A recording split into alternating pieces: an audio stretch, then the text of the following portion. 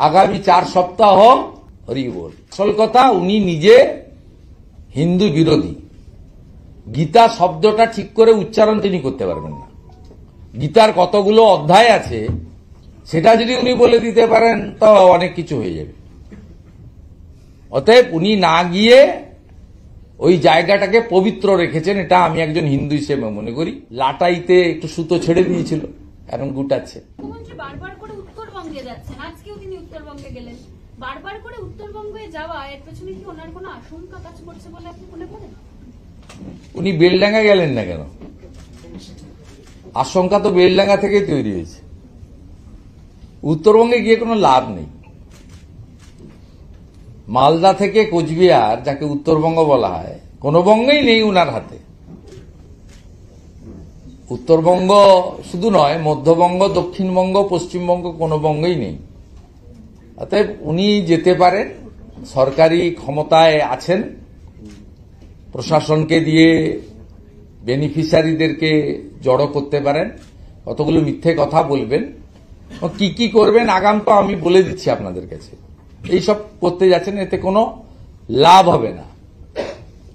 লাভ হবে না, তার কারণ উত্তরবঙ্গের মানুষকে তিনি কার্যত ঘৃণা করেন, অপমান করেন এবং বঞ্চিত করেন।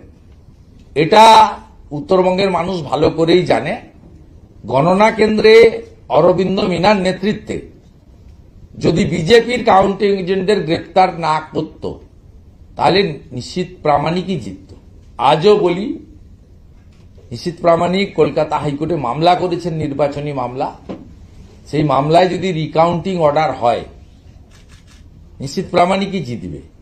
মোট 1960টা বুথ কোচবিহারে, 1700 বুথ গোনা পর্যন্ত নিশ্চিত 60,000 ভোটে এগিয়েছিল। শেষ 1.5 রাউন্ডে অবৈধভাবে কাউন্টিং হলে ঢুকে বিজেপির 4 জন কাউন্টিং এজেন্টকে গ্রেপ্তার করে নিয়ে যান ডিএম এবং এসপি, এবং হারানো হয়েছে কার্যত। তাই কোনো লাভ হবে না। কোচবিহার জেলাতে আমরা 9-0 করব, একদম নিশ্চিন্ত থাকুন। এবং এসআইআর এর পরে বাংলাদেশি অবৈধ মুসলিম অনুপ্রবেশকারী গড়ে 20,000 থেকে 40,000 কুচবিহারের সীমান্তবর্তী সব বিধানসভা থেকে নাম আউট হচ্ছে। দিনহাটা বলুন, সিতাই বলুন, শীতলকুচি বলুন, মাথাভাঙ্গা বলুন, যা চিত্র আসছে, শুধু একটাই আওয়াজ আসছে, চোর ধরো, জেল ভরো। মুখ্যমন্ত্রী আরেকটা জিনিস বলেছেন যে গতকাল তিনি গীতা পাঠের অনুষ্ঠানে যাননি, কারণ সেটা বিজেপির অনুমোদিত একটা অনুষ্ঠান ছিল। তিনি একটি পৃথক দল করেন, তাই গীতা পাঠের ওই অনুষ্ঠানে তিনি কিভাবে যাবেন? বিজেপির কে ছিলেন মঞ্চে? কেউ চেয়ারে ছিলেন, কেউ মাটিতে বসেছিলেন, কে মঞ্চে কে ছিলেন? ধীরেন্দ্র শাস্ত্রী যদি বিজেপি বলেন উনি, তাহলে বিজেপি। সাধ্বী রীতাম্বর আগে যদি বিজেপি বলেন, বিজেপি। ওখানে যারা সন্তরা ছিলেন, বক্তৃতা করেছেন, এটা যদি সকলকে তিনি বিজেপি ভাবেন, বিজেপি। কারণ ভারতীয় সংস্কৃতি, সনাতন সংস্কৃতিকে তো রক্ষা করার কাজটা বিজেপি করার চেষ্টা করছে। তিনি কোন চশমা পরেছিলেন কালকে? কে খবর দিলেন ওনাকে? আমরা তো হিন্দু হিসেবে গেছি, আমরা তো মঞ্চেও উঠিনি, বক্তৃতাও করিনি। আমাদের অধিকার ছিল। আসল কথা, উনি নিজে হিন্দু বিরোধী। গীতা শব্দটা ঠিক করে উচ্চারণ তিনি করতে পারবেন না। গীতার কতগুলো অধ্যায় আছে সেটা যদি উনি বলে দিতে পারেন তো অনেক কিছু হয়ে যাবে। অতএব উনি না গিয়ে ওই জায়গাটাকে পবিত্র রেখেছেন, এটা আমি একজন হিন্দু হিসেবে মনে করি। আর আয়োজকরা কেন উনাকে ডেকেছিলেন আমি তার কারণ বলতে পারবো না, আয়োজকদেরকে জিজ্ঞেস করা উচিত। আমি মনে করি মমতা বন্দ্যোপাধ্যায়কে কোনো হিন্দুদের কর্মসূচিতে ডাকা উচিত নয়। কারণ মমতা বন্দ্যোপাধ্যায় হিন্দুদের রীতিনীতি মানেন না, পিতৃপক্ষে কাঁচি নিয়ে ঘোরেন। অতএব এই মুখ্যমন্ত্রীকে হিন্দু বলে আমি অন্তত ব্যক্তিগতভাবে স্বীকার করি না, অন্য কেউ তার ব্যক্তিগত মত দিতে পারে, আমি স্বীকার করি। পর্ব প্রায় শেষের দিকে, প্রথম পর্বটা প্রায় শেষের দিকে। এই সময় দেখা যাচ্ছে যে প্রথমে 13 জন রোল অবজারভারকে নিয়োগ করা হলো, এখন আবার দেখা যাচ্ছে আজকের খবর আরো 5 জনকে নতুন করে নিয়ে আসা হচ্ছে, কেউ স্বরাষ্ট্র দপ্তর, কেউ প্রতিরক্ষা দপ্তরের জয়েন্ট সেক্রেটারি পদের ব্যক্তি। কি বলবেন এটা নিয়ে? এটা শুধু পশ্চিমবঙ্গে হয়নি, আমি যেটুকু ন্যাশনাল নিউজ চ্যানেল থেকে দেখেছি 20 জন জয়েন্ট সেক্রেটারি লেভেলের অফিসারকে এসআইআর যে রাজ্যে হচ্ছে পাঠানো হয়েছে। পশ্চিমবঙ্গে 5টা ডিভিশন আছে, 5 জন খুব গুরুত্বপূর্ণ অফিসারকে দেওয়া হয়েছে, সিনিয়র অফিসার, হোম আছে, ডিফেন্স আছে, খুব বড় বড় ডিপার্টমেন্টের। এরা দে আর ভেরি এফিসিয়েন্ট অফিসার, যেটুকু আমরা নামের সঙ্গে চিনি এদের। আমি শুধু একটা কথাই বলবো, বাবার নাম মায়ের নাম বদলেছেন, ধরা পড়বেন। অনেক বিএলও জানেন না তার ফর্মকে ফিল আপ করে দিয়েছে, আইপ্যাকের লোকেরা ফিল আপ করে দিয়েছে। আপনি দেখছেন না তত্তর করে মৃত এবং শিফটিং অদৃশ্য ভোটারের সংখ্যা বাড়ছে। আপনারাই গল্প করেছিলেন মাত্র 27.5 লক্ষ, কোথায় 1 কোটি। আপাতত বলছেন এখন 56 লক্ষ পেরিয়ে গেলে, T20 মতো। এদের আশা অনেক আগে উচিত ছিল। বাংলাদেশি মুসলমানদের বাবার নাম মায়ের নাম পরিবর্তন করে আইপ্যাকের সাহায্যে বিএলওদেরকে ঠুটো জগন্নাথ করে ডিএফ এবং 1 শ্রেণীর বিডিওরা, এইআরওরা তারা যে ম্যাল প্র্যাকটিসেস করেছেন এন্ট্রির ক্ষেত্রে, এটা সবচেয়ে বড় দুর্নীতি বলে আমার মনে হয়েছে। এবং এই দুর্নীতি লুকিয়ে রাখা যাবে না।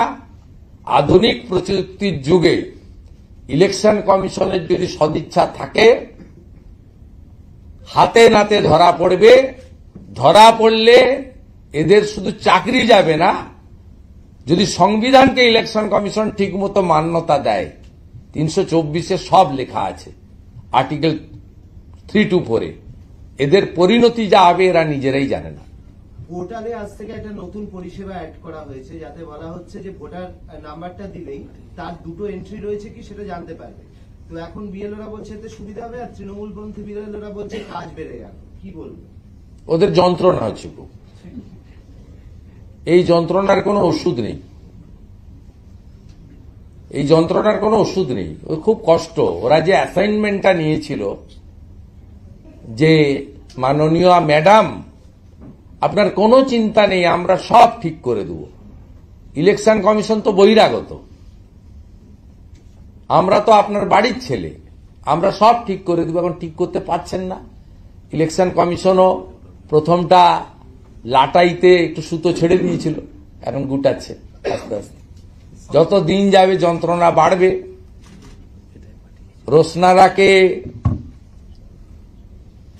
রোশনারা বিবিকে রোজিনা বিবি, জামালের বাবাকে কামাল, কামালের বাবাকে আশরাফুল, আশরাফুলের বাবাকে গাজীকুল, গাজীকুলের বাবাকে হাদিকুল, সব বদরক্ত আস্তে আস্তে বেরোতে শুরু করবে।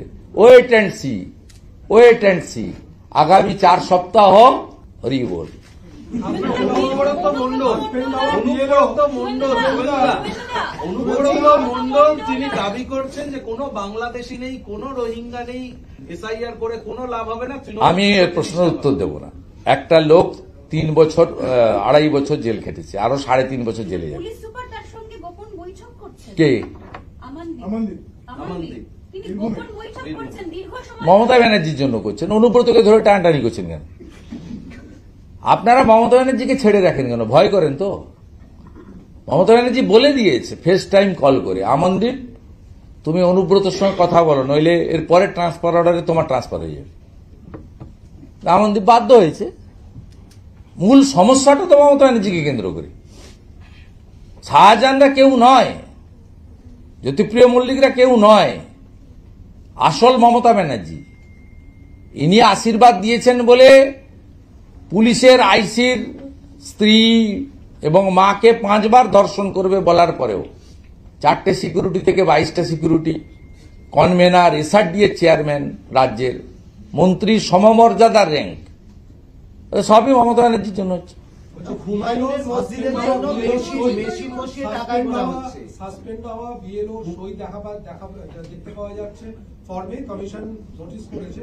আবার কোনো জায়গায় দেখা যাচ্ছে যে বিএলওরা তারা তৃণমূল কংগ্রেসের পদেও রয়েছে, আবার বিএলওতেও দিয়ে দিয়েছে। সেটা আমরা আগেই 4700 লিস্ট দিয়েছিলাম, এখনো কমপ্লায়েন্স দিতে পারেনি। আর আপনি যেটা বলছেন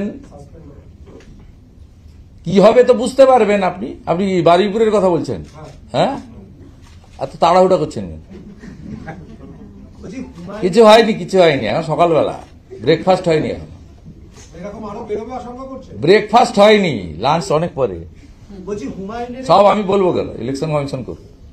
শুভেন্দুদা, হুমায়ুনের এই মসজিদের জন্য মেশিন বসিয়ে টাকা গোনা হচ্ছে। 11 টাকা মেশিন বসিয়ে টাকা গোনা হচ্ছে। দেখুন, ধর্মীয় প্রতিষ্ঠান নিয়ে আমাদের পার্টির সকলে স্ট্যান্ড ক্লিয়ার করেছে, আমিও বলেছি নামকরণে আমাদের আপত্তি আছে। কিন্তু এই যে সরকারি মদতে 1000 পুলিশ দিয়ে যে উল্লাসটা সংগঠিত করা হলো মোগল পাঠান হানাদারদের নামে, বাবর একজন ধর্ষণকারী ছিলেন, লুটেরা ছিলেন, তিনি ভারতের কেউ ছিলেন না, তিনি ভারত দখল করতে এসেছিলেন, ভারতীয় মহিলাদের ভোগ করতে এসেছিলেন, ভারতের মন্দিরগুলো ভেঙে গুড়িয়ে ধর্ম, আদিবাসীদের ধর্ম পরিবর্তন করতে লোকেরা অর্থ জোগাড় করে করুন। আস্ফালন বাবরের নামে করব, আমরা করব, করে দেখাবো, মাইক বাজাবো, লক্ষ লোকের জমায়েত করব, no need any permission. Saraswati Puja Yogmaya দেবী কলেজে করতে গেলে হাইকোর্টে যেতে হয় ছাত্রীকে, আমাকে দোলের দাহন করতে গেলে ভবানীপুরে রাত্রি 9টার পরে গিয়ে গলির মধ্যে অন্ধকারে করতে হয় হাইকোর্টের অর্ডারে, কলকাতা পুলিশের আপত্তিতে। মা কালীকে প্রিজন মানে তোলা হয়, আর মমতা ব্যানার্জি এক চোখ বন্ধ করে ওইখানে এগুলো অ্যালাউ করলেন। এটা মৌলবাদীদের আস্ফালন এবং টাকা গোনা বলুন, টাকা সংগ্রহ করা বলুন, এবং কালকে গীতা পাঠের মতো একটি পবিত্র ধর্মীয় কার্যক্রমকে যেভাবে আরেকটি সম্প্রদায়ের তাদের ধর্মীয় গ্রন্থকে দিয়ে কাউন্টার করার কথা বলা হয়েছে, এটা ধর্মীয় সহাবস্থান বলে না। স্বামী বিবেকানন্দের ভাষায় নিজ ধর্মে আস্থাশীল, অপর ধর্মে শ্রদ্ধাশীল, এর মানে তা হয় না।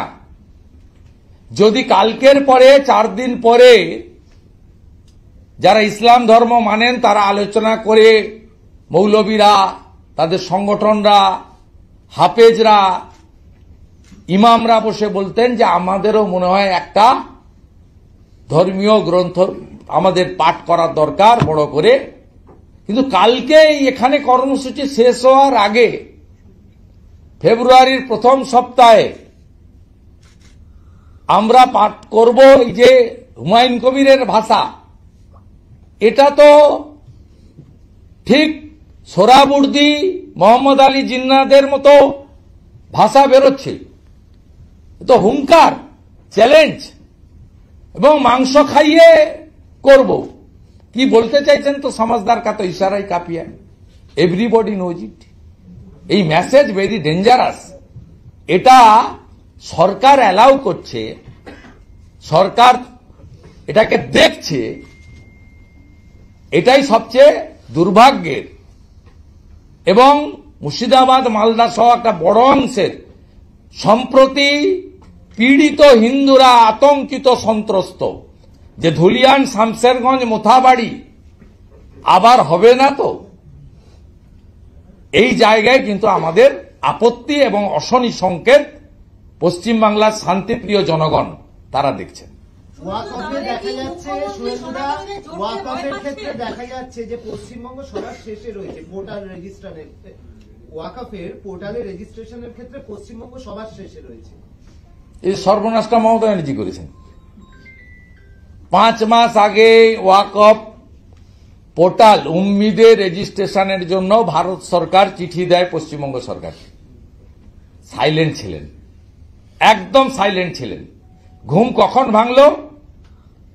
18ই নভেম্বর minority affairs minister mister Kiren Rijiju তিনি মুখ্যমন্ত্রীকে ডিও লিখেন।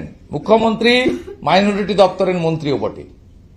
তাতে কিরণ রিজিজুজি বলেন, আপনি যেটা করছেন পশ্চিমবাংলার 80,000 প্রপার্টি যা ওয়াকফ প্রপার্টি বলে দাবি করা হয়, এরা কিন্তু বিপদে পড়বে। ভারত সরকারের ডিউটি রাজ্য সরকারকে সুযোগ দেওয়া, জানানো, সতর্ক করা।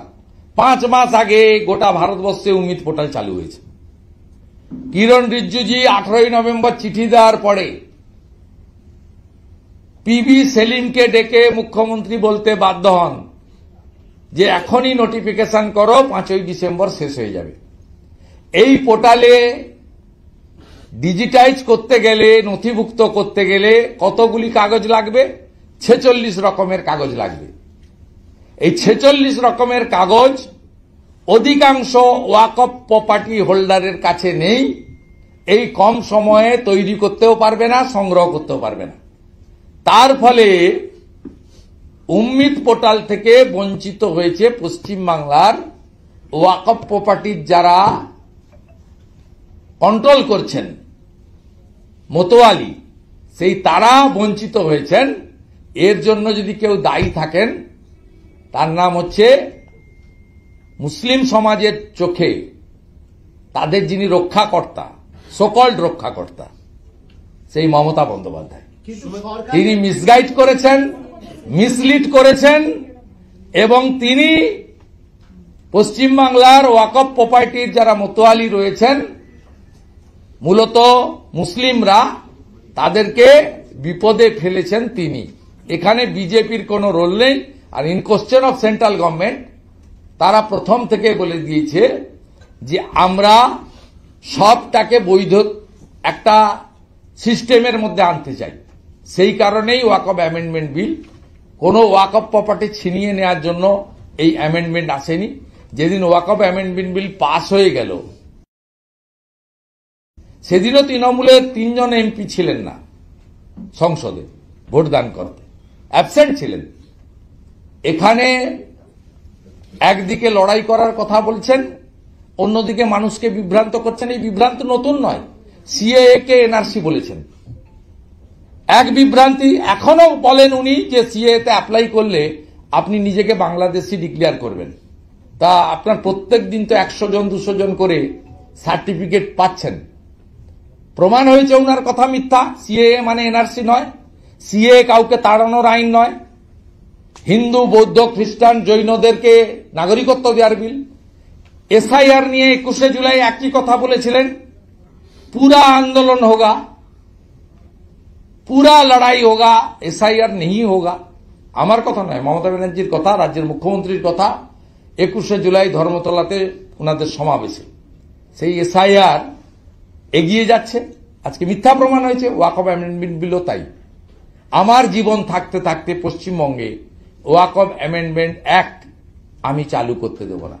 বক্তার নাম শ্রীমতী মিথ্যাশ্রী। কিন্তু মুখ্যমন্ত্রী কিছুক্ষণ আগে বলেছেন,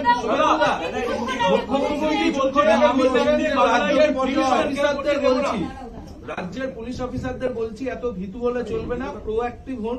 প্রচুর লেনদেন হচ্ছে বর্ডার দিয়ে, সব পাখি মাছ খায়, দোষ হয় মাছরাঙা। আচ্ছা, তার মানে ওনার পুলিশ কাজ করছেন না। তো অনেক আগে হুমায়ুন কবিরই বলেছিল যে মুখ্যমন্ত্রীর পুলিশ দপ্তর ছেড়ে দেওয়া উচিত এবং অভিষেক ব্যানার্জিকে দিয়ে দেওয়া উচিত। হুমায়ুন কবিরই বলেছিল। তো এখন 1-1.5 মাস আছে মনে হয় এমসিসি চালু হতে, 2 মাস। এই 2 মাস উনি ছেড়ে দিন। পুলিশ যখন কথা শুনছে না, উনি সব সময় অন্যের ঘাড়ে দোষ চাপান। উনি ভোটের সময় বলেন 294টাতে আমি প্রার্থী, আবার যখন পার্থ চুরি করে জেলে যায় বলে পার্থ এসব করেছে, আমি জানতাম না। ওবিসির মধ্যেও তো মুসলিমদের ঢোকানোর কথা হয়েছিল, কিন্তু সেটাও তো হাইকোর্টের স্টে অর্ডার থাকার জন্য হয়নি। তাহলে কি মুসলিমদের মধ্যে একটা কোনো ভাবে ক্ষোভ বাড়ছে যে ওবিসি? ক্ষোভ তো বাড়ছে, তারা ঠিক করুন তারা কি করবেন। বলছেন তো অনেক কথা, আমরা উৎসাহিত নই। আমরা সব সময় বলি যে বিজেপি রুল স্টেটে সব ধর্মের লোক ভালো আছে, সবাই ভালো আছে, নিজ নিজ ধর্ম পালন করছে। গুন্ডা গুন্ডাই হয়, খুনি খুনি হয়, ধর্ষক ধর্ষকই হয়, তার জাত ধর্ম আলাদা হতে পারে না। যোগীজি মাফিয়াদের, গুন্ডাদের, ধর্ষকদের নিকেশ করছেন। হেমন্ত বিশ্ব শর্মা বাংলাদেশি মুসলিম অনুপ্রবেশকারীদের তাড়াচ্ছেন। ভারতীয়দের সঙ্গে বিজেপির কোনোদিন লড়াই ছিল না, আজও নেই। আমাকে নিয়ে অনেক কথা বলেন, আমি কখনো বলিনি মুসলিমদের ভোট চাই না, আমি বলেছি পাই না। এত ধ্রুব সত্য। 19, 21 এবং 24 তিনটে বড় নির্বাচনে যদি দেখেন, বিজেপি 1% কম মুসলিমদের ভোট পেয়েছে। এবং বিজেপি 21-এ অনেক মুসলিম ক্যান্ডিডেট দাঁড় করিয়েছিল, মাহফুজা খাতুন সহ, তারাও জিততে পারেনি। কঠিন বাস্তব। গত লোকসভা নির্বাচনে বিজেপি মুসলিমদের 0.65 ভোট পেয়েছে। আমার কথা নিয়ে ওই মাননীয় হুমায়ুন কবির দুটো বক্তব্য দিয়েছেন আমাকে অ্যাটাক করে। একটা বলেছেন, আমি বলেছি আমি হিন্দুদের বিধায়ক। আমি বলেছি খুব পরিষ্কার, হিন্দুদের ভোটে আমি জিতে বিধায়ক হয়েছি। এটা তো ঘটনা। আমি 1,10,000 ভোট পেয়েছি, মমতা ব্যানার্জি 1,08,000 প্রায় ভোট পেয়েছে। 2,000-এর কাছাকাছি ভোটের ডিফারেন্স। 64,000 মুসলমান ভোট দিতে গেছিল, 1,200 জন দিয়েছে মীনাক্ষীকে, 400 জন দিয়েছে আমাকে, বাকি সব ভোট তারা মমতা ব্যানার্জিকে দিয়েছে। এবং আমি যদি হিন্দুদের ভোট না পেতাম তাহলে তো আমি এমএলএও হতাম না, মমতা ব্যানার্জি হারতো না, বিজেপি আমাকে বিরোধী দলনেতা করতে চাইলেও সুযোগ ছিল না। এমএলএ হতে হবে আগে, তো তারপরে তো অপোজিশন লিডার। এর মধ্যে কোনো জিনিস নেই। আমি কঠিন বাস্তবটা বলেছি। আমি বিধানসভায় দাঁড়িয়ে বলেছি, আগামী দিনে যেভাবে হিন্দুদের উপর অত্যাচার আপনারা করছেন, তুষ্টিকরণের রাজনীতি করছেন, কোন হিন্দু এলাকা থেকে তৃণমূলের এমএলএ জিতবে বলে আমার মনে হয় না। তা মুসলিম এলাকা থেকে জিতে আসবে তৃণমূলের এমএলএ, এখন খুব সন্দেহ হচ্ছে সেটা হবে কিনা জানি না। তা সেক্ষেত্রে আমি বলেছি যে তৃণমূলের মুসলিমদের বিরুদ্ধে বলেছি, তৃণমূলের মুসলিমদের বিরুদ্ধে। আমি সব মুসলিমদের বিরুদ্ধে বলবো কেন? পদ্মশ্রী কাজী মাসুম আক্তারের বিরুদ্ধে আমি বলবো কেন? আমার তো বলার কোনো দরকার নেই। যে লোকটা জাতীয় সঙ্গীত গাওয়ার জন্য সাসপেন্ড হয়েছেন, মার খেয়েছিলেন হসপিটালে, তার স্কুলে জাতীয় সঙ্গীত গাইয়েছিলেন প্রেয়ারে, তাকে মার খেতে হয়েছে। এপিজে আব্দুল কালামকে আমরা প্রণাম করি, তার মৃত্যুদিন জন্মদিনে আমরা সকালবেলা ঘুম ভাঙার আগেই পোস্ট করে তাকে প্রণাম করি। নাজমা হেপতুল্লাহ, আরিফ আহমেদ খান বিহারের রাজ্যপাল, এদের বিরুদ্ধে আমরা বলতে যাব কেন? আমরা যাদের বিরুদ্ধে বলি তারা, আমার সন্দেহ আছে নামাজ পড়ে কিনা, আমার সন্দেহ আছে তারা দান ধান জাকাত করে কিনা, আর যেগুলো হারাম আছে সেই কাজগুলো তারা করে, সুদ খায়, মদ খায়, যা যা হারাম আছে সেই কাজগুলো করে। তার প্রকৃষ্ট উদাহরণ হচ্ছে তৃণমূল কংগ্রেসের জেলা পরিষদ মেম্বার কর্মাধ্যক্ষ শেখ শাহজাহান। আমি বিরোধী দলনেতা হিসেবে বলছি, মুখ্যমন্ত্রী একটি প্রশাসনিক পোস্টে আছেন, তিনি এই রকম একটি গুরুতর অভিযোগ করেছেন। এই গুরুতর অভিযোগের পক্ষে তার তথ্য ডকুমেন্ট দেওয়া উচিত। আমার মনে হয়েছে তিনি তার অভ্যাসগতভাবে চোখ দিয়ে দেখার কথা, তিনি এখন কান দিয়ে দেখছেন। তিনি বলছেন যে অন্য রাজ্য থেকে কেউ, বাইরে থেকে এসে কেউ এই রাজ্যের কোনো ক্রিমিনালকে অ্যারেস্ট করতে পারবেন না। যদি কেউ ক্রিমিনাল হয় তাকে অ্যারেস্ট করার জন্য পারমিশন নিতে হবে রাজ্য সরকারের কাছ থেকে। এটা সম্ভব? কে বলছেন? মুখ্যমন্ত্রী বলেছেন। মুখ্যমন্ত্রী এখনো ভালো করে আইনটা পড়েননি। পশ্চিমবঙ্গ বর্ডার স্টেট, পশ্চিমবঙ্গের লাগোয়া বাংলাদেশ আছে, ভুটান আছে, নেপাল আছে। বর্ডার স্টেটে কিছু এজেন্সি এবং তদন্তকারী সংস্থাকে ভারত সরকারের পার্লামেন্ট ফুল আপনার পাওয়ার দিয়ে গেছে। তারা সেখানে দেশকে কমজোর করা, দেশকে ক্ষতিগ্রস্ত করা যে শক্তি বা ব্যক্তি আছে তার বিরুদ্ধে ব্যবস্থা নিতে পারে।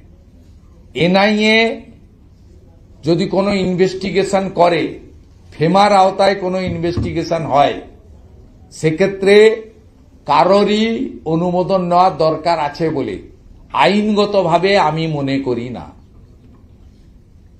এবং narcotics control bureau of India তারাও বিভিন্ন সময়ে কালিয়াচক সহ বিভিন্ন জায়গায় গাঁজা, হেরোইন, ফেন্সিডিল এপার ওপার করার ক্ষেত্রে যে ধরনের রেড করে, সেখানে কারোর পারমিশন নেওয়ার দরকার নেই। ইনকাম ট্যাক্স অথরিটি তারা প্রয়োজন হলে সেন্ট্রাল ফোর্স নিয়ে যদি কারোর রেড করে, তার ক্ষেত্রেও কোনো অনুমোদন লাগে না। এনফোর্সমেন্ট ডাইরেক্টরেট পিএমএল এর অন্তর্গত কোনো অ্যাকশন, রেড, তল্লাশি, গ্রেপ্তার করতে গেলে সেক্ষেত্রেও লাগে না। কিন্তু সিবিআইর ক্ষেত্রে পরিষ্কারভাবে বলা আছে, রাজ্য সরকার যদি কোনো কেস রেকমেন্ড করে সিবিআইকে, সিবিআই ইনভেস্টিগেশন করতে পারে, অথবা হাইকোর্ট বা সুপ্রিম কোর্ট যদি কোনো কেস সিবিআইকে ট্রান্সফার করে, সেক্ষেত্রে করতে পারে। মুখ্যমন্ত্রী এই বক্তব্যটা সিবিআইর ক্ষেত্রে এবং অন্য রাজ্যের পুলিশ যদি এই রাজ্যে আসে তার ক্ষেত্রে প্রযোজ্য, কিন্তু সকলের ক্ষেত্রে প্রযোজ্য নয়। সেবির ক্ষেত্রে প্রযোজ্য নয়, আইটির ক্ষেত্রে প্রযোজ্য নয়, ইডির পিএমএল এর কেসের ক্ষেত্রে প্রযোজ্য নয়, এনআইএ এর ক্ষেত্রে প্রযোজ্য নয়, ফেমা সংক্রান্ত কোনো কেসে প্রয়োজন নয়। মুখ্যমন্ত্রীকে বলবো, 15 বছর হয়ে গেছে, এখনো আপনার এত বই আপনি লিখেছেন, আপনার মনে হয় আইন টাইন হ্যান্ডবুকগুলো পড়ার সময় হয়নি? এতগুলো অ্যাডভাইসার আপনার কি করছে? হরিকৃষ্ণ দ্বিবেদী একজন অ্যাডভাইসার, আলাপন বন্দ্যোপাধ্যায় একজন adviser, doctor Amit Mitra adviser, সব হাতি পুষেছেন আপনি। এরা ক্যাবিনেট মিনিস্টার র্যাঙ্ক, 3 লক্ষ টাকা করে কার্যত পায়। তারপরেও কেন আপনার অ্যাডভাইসে এইসব গন্ডগোল হচ্ছে, এটা আমরা জানতে চাই। Sir, today Ranjan Chaudhary has supported the Humayun Kabir, indirectly supported Humayun Kabir Sure. for laying the foundation stone of Babri Mosque. He said that if 70% Muslim population is living in Murshidabad, then what is the problem of having a mosque there? How do you see these comments coming in from Congress now? Congress has supported Humayun Kabir. Congress is irrelevant force in Bengal. It's a signboard party. Congress is completely washed out from this state. Humayun Kabir is organizing this with the support of the state administration. In question of the name of Babar, it's a very alarming and dangerous attempt. We seriously want the state government and the authorities should intervene and stop this type of communal politics in Murshidabad-like area, where in last year in Dhulian Shamsherganj a serious communal riot happened. The division bench Calcutta High Court interfered. Still now 17 companies CRPF, BSF deployed to maintain the peace and harmony in Murshidabad area. মুখ্যমন্ত্রী বলছেন প্রচুর উড়ান বাতিল হচ্ছে, এটা একটা বিপর্যয়, এমন পরিস্থিতি আমি কখনো। ওনার চিন্তা করার কোনো কারণ নেই। দুটো চার্টার আছে, আগে থেকে পরিকল্পনা করা উচিত ছিল কেন্দ্রে। দুটো চার্টার আছে, দুটো চার্টার ফ্লাইট আছে, ওনাকে চিন্তা করার কোনো কারণ নেই। সব নর্মাল হয়ে গেছে এবং ভারত সরকার যথোপযুক্ত ব্যবস্থা গ্রহণ করেছেন। উনি আগে এই ভাঙা বাসগুলোকে সারান। ওনার যে পশ্চিমবঙ্গ সরকারের বাসগুলো দেখলে আমাদের লজ্জা লাগে, আমরা পশ্চিমবঙ্গে থাকি। আপনি দেখবেন নাকি? আমার সঙ্গে চলুন, ধর্মতলা যাই, দেখবেন ফেটে ফুটে কিছু নেই। আপনি দয়া করে আপনার বাসগুলোকে একটু ভালো করে সারান, টোটোগুলোকে মারবেন না। 1645 টাকা করে গরিব ছেলেগুলোর কাছ থেকে নিচ্ছেন, চোখের জল পড়ছে কয়েক লক্ষ টোটো। এই চোখের জলে বদলা নেবে। আমি টোটোর সমস্ত লোকদের প্রথমে বলেছি টাকা দিবেন না, তাও আমি রসিদ পাচ্ছি হোয়াটসঅ্যাপে, টাকা দিচ্ছেন 1645 টাকা করে। মমতাকে চাঁদা দিচ্ছেন, ভিখারি সরকারকে, আর সাথে সাথে 15,000 টাকা করে শোরুমে দিচ্ছেন। আর আপনাদের আমি কথা দিচ্ছি, যারা জোর করে টাকা দিয়ে দিয়েছে, পুলিশ ভয় দেখিয়েছে, বিজেপিকে আপনারা আনুন, আমরা সব টাকা ফেরত দেবো আপনাদের। যে টাকা মমতা ডিসেম্বর মাসে আপনাদের কাছ থেকে নিল, নভেম্বর ডিসেম্বরে, আমরা বিজেপি 1645 টাকার রসিদ দেখিয়ে ফেরত নিয়ে যাবেন। বিজেপিকে এপ্রিল মাসে আনুন। আমি বিজেপির একজন হিসেবে বলছি, আমি বিজেপির বাকিদেরকেও রাজি করাবো এই ডিসিশনে, নিশ্চিন্ত থাকুন, আমি গ্যারান্টার থাকলাম।